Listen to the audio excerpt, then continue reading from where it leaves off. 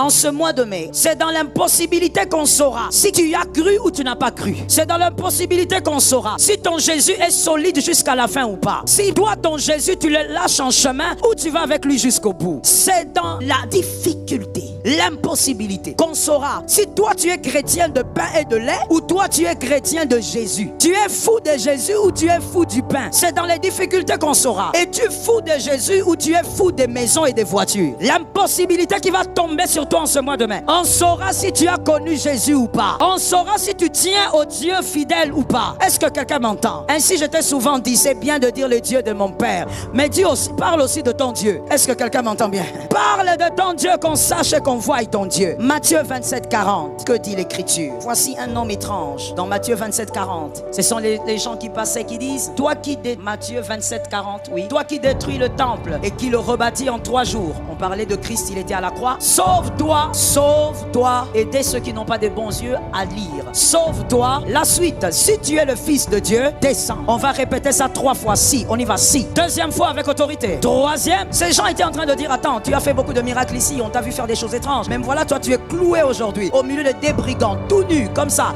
à 33 ans près. Un homme comme toi, comment tu peux rester là? Si tu es vraiment le Fils de Dieu, descends de la croix. Non, il y a un problème avec ça, car il est aussi écrit.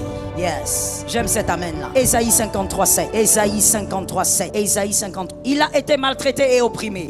Ça, ce sont des années, je ne vais pas dire des années, des siècles avant la naissance physique de Jésus. Il a été maltraité et opprimé. Il n'a point ouvert la bouche. Semblable à un qu'on mène, semblable à un qu'on mène à une brebis devant. Il n'a point. L'agneau doit être amené à l'abattoir. Si c'est l'agneau, il doit être amené à l'abattoir. C'est parce qu'il est Fils de Dieu qu'il ne peut pas descendre. Est-ce que quelqu'un me capte? C'est parce qu'il est Fils de Dieu qu'il doit rester où? Parce que l'agneau doit être amené. J'aime la rapidité que tu as, que Dieu te bénisse. L'agneau doit être amené à la boucherie. Il doit être amené à l'abattoir. Si on est un agneau, on va à l'abattoir. Le bouc ne va pas à l'abattoir. Ça tombe sur toi. Le bouc ne va pas à l'abattoir. La chèvre ne va pas à l'abattoir. L'agneau va à l'abattoir. C'est parce qu'il est Fils de Dieu qu'il ne doit pas descendre. S'il est resté là, c'est parce qu'il est fils. La croix, c'est le lieu des vaillants. Je le dis autrement. La croix, c'est la naissance des vaillants. La naissance des guerriers, c'est à la croix.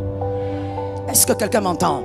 Je tue encore quelque chose qu'on a l'habitude de te dire et que toi des fois même tu y crois. On te regarde, on te dit mais toi tu es chrétien, non? Pourquoi tu vis comme ça? Pourquoi ta vie est comme ça? Tu n'as pas compris. L'agneau reste à la croix. La vie de l'agneau est attachée à la mort publique. Ça tombe sur les aigles. Aujourd'hui il faut m'excuser, je ne peux pas trop expliquer, j'ai pas le temps. Je dis la vie de l'agneau est attachée à une mort publique. On vient, on te dit mais toi tu es chrétien, pourquoi jusqu'à cet âge? Tu n'as pas compris. C'est parce que je suis chrétien que je dois souffrir. Ça tombe sur toi au nom de Jésus. Ah, l'église actuelle, l'église du temps de la fin. Vous aimez seulement là où on vous dit prends maintenant le mariage, tu vas mettre au monde 15 enfants. Non, nous devons prêcher la vérité. Jésus revient bientôt. Je dis à quelqu'un, je souffre parce que je suis chrétien. Il est normal qu'un chrétien souffre. Regarde les amens là où c'est parti. Parce que toi on t'a dit non, non, non, toi tu es enfant de Dieu. Comment tu peux vivre ça? Tu ne comprends rien à la parole de Dieu. Rentre dans la Bible. Pourquoi toi tu es chrétien? Tu vis les épreuves. Tu lui dis, c'est parce que je suis chrétien que je dois vivre. Dis ça à quelqu'un qui est à côté de toi, il n'a pas compris. À une deuxième personne, troisième, papa, dis à quelqu'un. C'est normal. Regardez ce qu'on a mis dans vos têtes. Et tu es là comme ça. Oui, au fait, hein, pourquoi? Malgré les prières. Écoutez-moi très bien. Nous n'allons pas monter, nous n'allons pas prier à la montagne pour que la souffrance s'arrête. Nous n'allons pas nous enfermer en retraite pour que la souffrance s'arrête. La vallée est une affaire de cycle. Ce sont les personnes que Dieu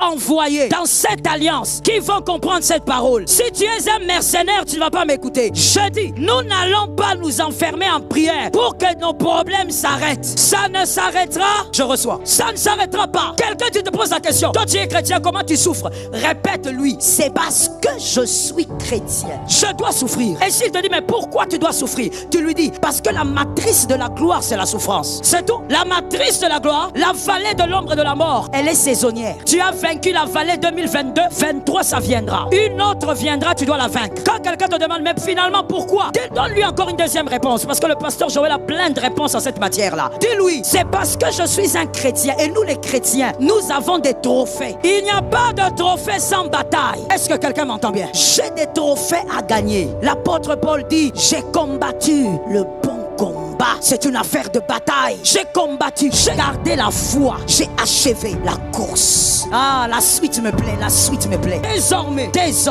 une couronne m'est réservée. La couronne est réservée à ceux qui gagnent la bataille. Est-ce que quelqu'un m'entend bien? Tu ne peux pas croire qu'être enfant de Dieu veut dire, oh voilà, tu dois donc avoir une vie facile. La facilité ne produit que des choses fragiles. Toute facilité n'est pas bénédiction. La facilité, en général, ne produit que des choses, c'est tout. Lorsque tu ne payes pas le prix d'une chose, tu ne sauras pas la garder. Il est donc normal, oh Saint-Esprit, que tu puisses vivre des épreuves, que tu puisses vivre des impossibilités. Dans ces impossibilités, Dieu va te rendre particulier. Ça tombe sur moi-même, j'en ai besoin. Dieu va te rendre particulier. Si tu vis ce que tout le monde vit, comment tu seras différent? Si ton mariage est trop simple, comment ce mariage sera une particularité? Il faut que ça soit une particularité. Pour cela, tu dois être face à l'impossible. Que Jésus te donne la victoire. Écoutez-moi très bien. Voici ma philosophie. Je le dis, je ne l'ai pas créée par moi-même. Je l'ai prise de quelqu'un qui s'appelle David. Je n'aime pas la vallée, mais la vallée est une obligation. Et je n'ai pas peur de la vallée parce que dans la vallée, j'ai les grands bergers. Je sais que la vallée du mois de mai doit arriver. Parce qu'après la vallée, il faut que je voie le bonheur. Ceux qui n'ont pas fait les codymes, aidez-moi à dire bonheur et grâce. Vous êtes nombreux. Après